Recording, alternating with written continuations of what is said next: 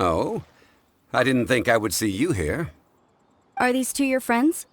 Yes. We had the fortune of meeting not too long ago. They are quite a knowledgeable and talented pair, and a pleasure to be around.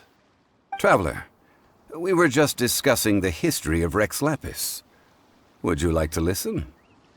This, good sir, seems not to appreciate the almighty power of the Lord of Geo. As a professional archaeologist, I'm inclined to correct some of his erroneous views.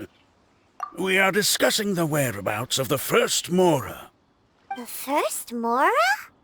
As everyone knows, the Lord of Geo taught the ancient people of Yore the craft of smelting, creating goods that allowed them to develop trade with the early nations of that time.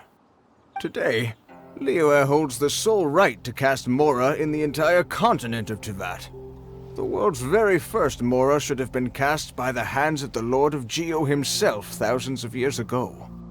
According to my research, as well as my own hypothesis, I believe that this coin of unique historical significance has been passed down secretly through the years as a kind of token. For example, perhaps the Qixing who control the Liyue use it in some kind of unknown ceremony they hold when they come to power. Oh, no. My research indicates that the first Mora coin is not such a simple thing. Mora is a catalyst. This we all know. Even today, Mora is used in the mystic arts for its curious properties of weapon enhancement. The world's first Mora would no doubt possess the strongest power. My next historical treatise will boldly expound on the newest findings from my intense decade-long research. That is, that the Lord of Geo used this original Mora as a catalyst to enhance a dagger and a sword. A dagger and a sword? Well, buy the book when it comes out to read the full story. For now, I will only reveal this. The one who finds the dagger shall become supreme in Liyue, and the one who finds the sword may be crowned Liyue's sovereign. I can't say I agree. Let us not speak of the authenticity of the dagger and sword first. But Mora and money came about simply because they are a convenient measure of a contract's value. Rex Lapis just meant for Mora to serve as a catalyst for people to exchange and trade. The world's first Mora is probably just an ordinary coin created by Rex Lapis. As for its fate, the same as all Mora, I suspect. It was simply spent somewhere. I think that Mr. Hanshua's hypothesis seems reasonable. Mr. Zhongli's argument, on the other hand, lacks any evidence. How can you so easily dismiss the Lord of Geo's profound foresight? No, I am not debating right or wrong. I am simply stating a fact. Enough! Do you think you understand the Lord of Geo more than me? I know but little about history, and I wouldn't dare to brag. But discussion is meaningless if everyone has the same opinion, no? Well then, answer me this. Long ago, when Liyue Harbor was being constructed, the Lord of Geo taught the people how to build houses. The model home he used to teach them was completely cast from Mora, correct? That is correct, indeed. Okay, then tell me. Why would the Lord of Geo do something so extravagant, if not because of the mystical power that Mora contains? There's a simple explanation, really. To the god of wealth and commerce, what material is easier to get than Mora? Oh. Huh.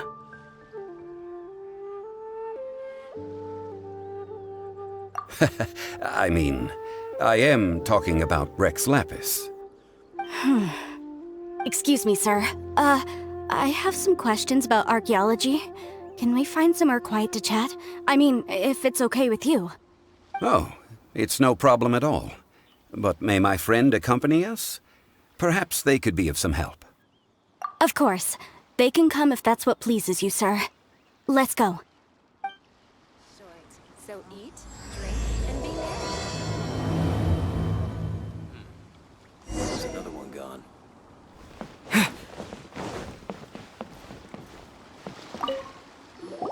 What I'm about to say is a bit disrespectful of the Lord of Geo and would draw a lot of angry looks. So it's best to discuss this somewhere quiet.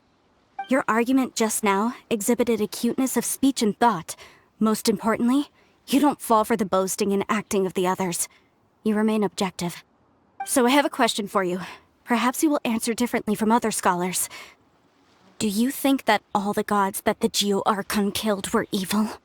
Let's not analyze it in terms of good versus evil.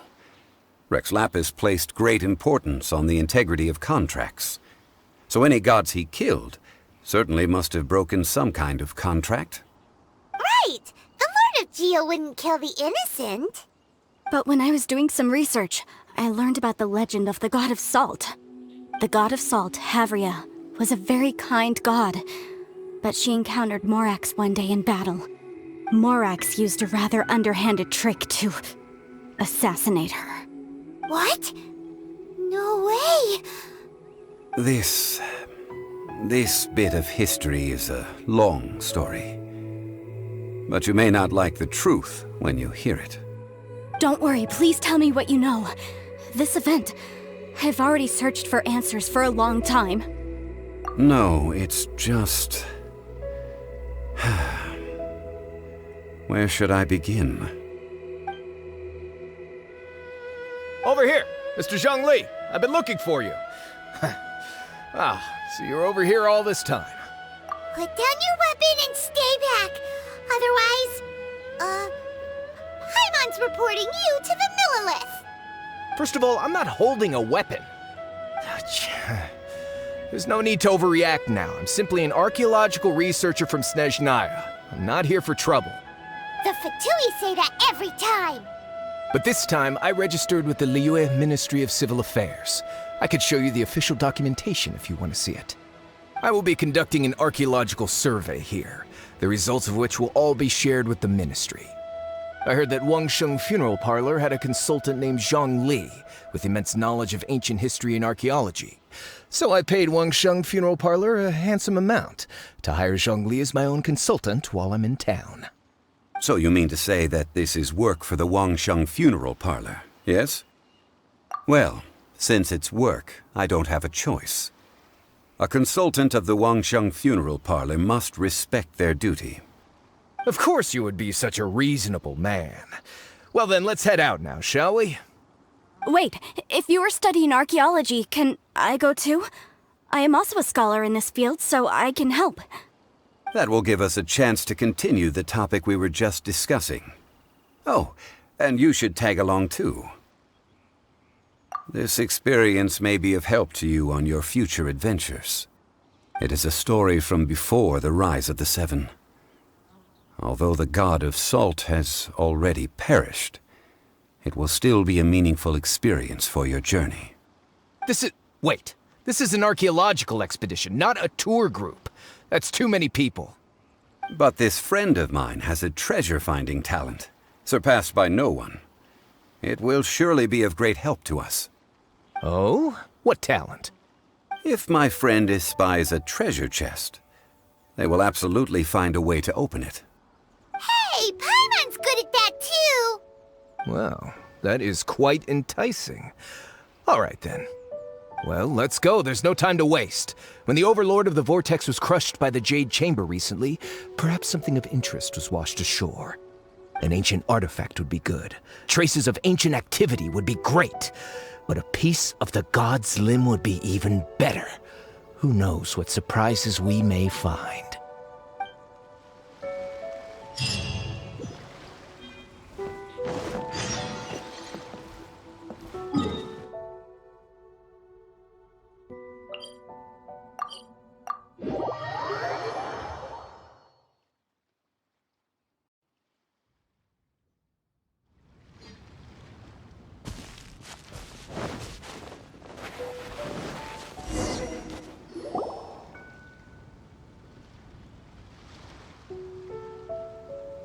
This place looks so ordinary. Can we really find anything valuable here? Huh? Paimon thinks it looks really grand. I don't mean the scenery, but rather that there should be something out of the ordinary. A big battle did just occur and all, and I don't even know where to begin looking here. Guyan Stone Forest is actually the perfect place to be, if you wish to learn about the gods or the history of the Archon War. Legend has it that Rex Lapis threw spears made of large rock into the sea here, piercing and crushing the Overlord of the Vortex. After many years of wind erosion, those stone spears have turned into the unique rock formations we see now. These mountains were the Lord of Geo's weapons? What we see now is just the part of them that remains. The stone spears hurled by Rex Lapis all those years ago were much greater, both in number and in size. But due to the different angles they landed at, their large centers of mass, erosion by seawater, and years of gravity, many of them have been completely swallowed by the sea. So besides wind erosion, the initial collapsing of the stone spears also played a big part in the formation of Guyan Stone Forest.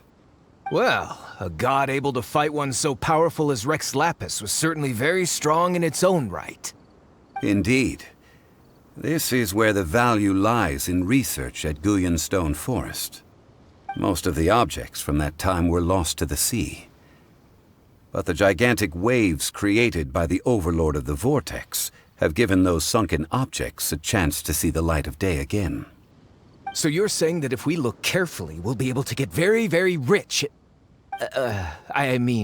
Rich with archaeological knowledge and historical value, yes? That's all I seek in life. Well, since we brought so many people, I think it would be best to split up and look. Okay then. I will go with my friend here. Although I have a smattering of knowledge in various disciplines, when it comes to archaeology, I can't compete with the expert here. Me? What's the matter? This is your profession. Why are you so surprised? I get it. I'll escort him then. Okay. If we find anything valuable or rare, let's meet on the shore opposite from here. The ancient god probably left behind lots of elemental marks. Following them should make our search much easier. Well, go ahead then. Use your elemental sight to look for any marks.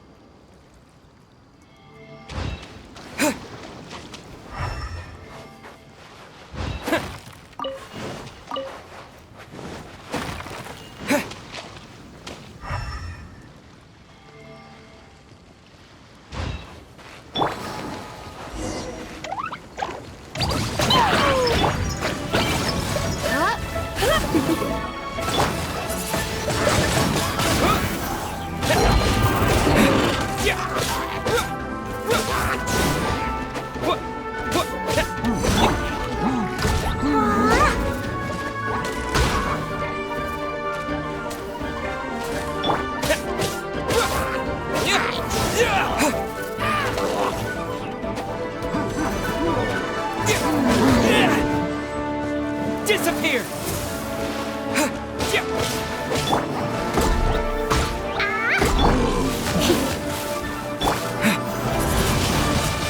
Wind blade!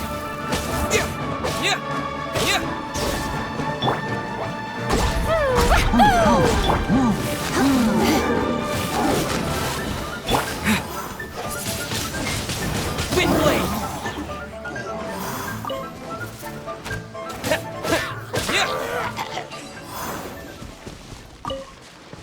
Why are there enemies here? Guyan Stone Forest is a place where a god was defeated, and its remnants still affect the area to this day.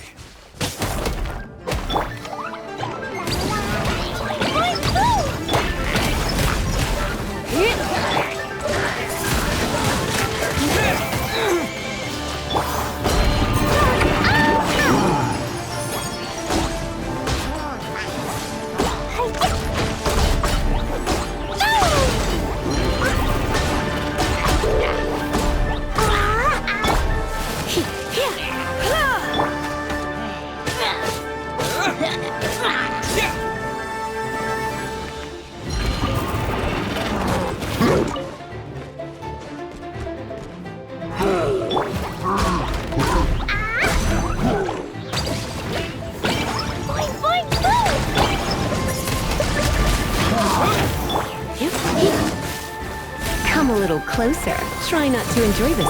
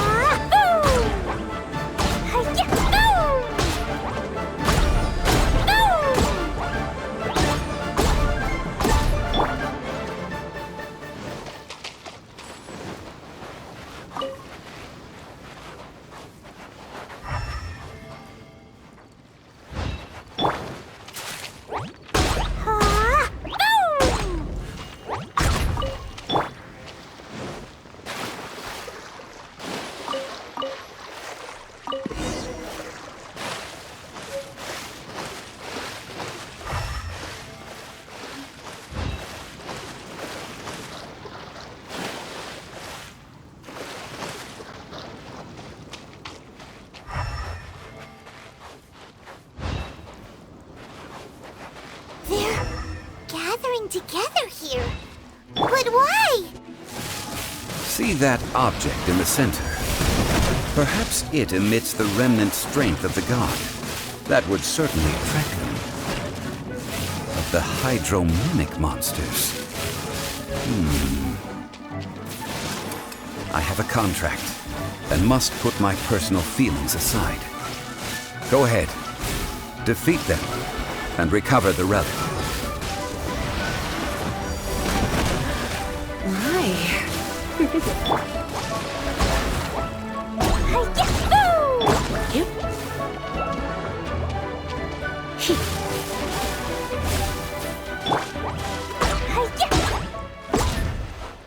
Let's dance!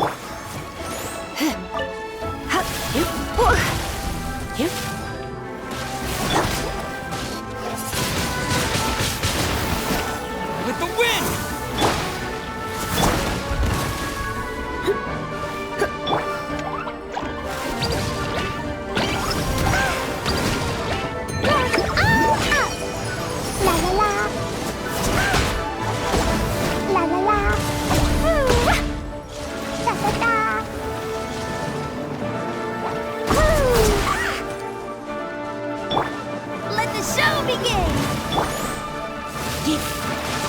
I knew I should have stayed home.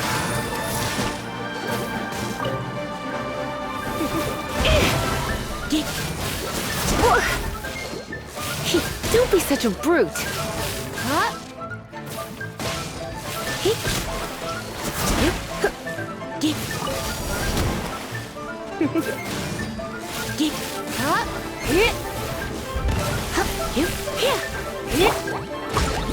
La la la. It was an accident.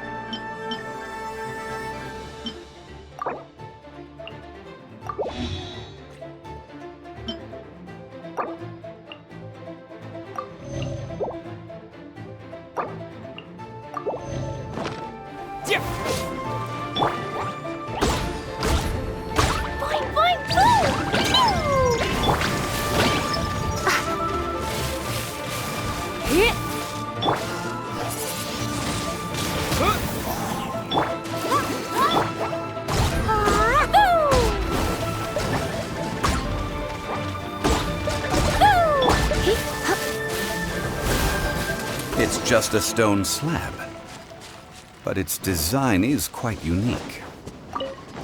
This should be enough to garner some information. Let's head back.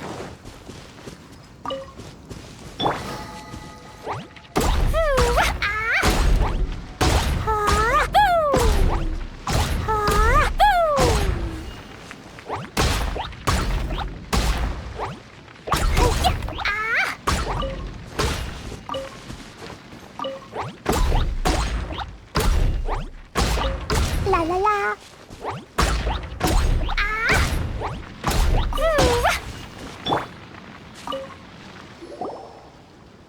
You call yourself a scholar of archaeology? You can't even recognize this or that. What are you good for? We all have our areas of expertise. I already tried very hard to explain. Oh, stop arguing! What in the world happened? This girl just keeps bragging about how she's an archaeologist, but she doesn't even know anything about the surrounding ruins. I even know more than her. She left me to rely solely on guessing, experience, to find anything valuable to take back. Ugh, what a waste of time. I've just been researching the God of Salt, so I'm not familiar with sea relics. Is that so strange? And you kept asking about how much Mora everything is worth. Can the value of relics only be measured in Mora?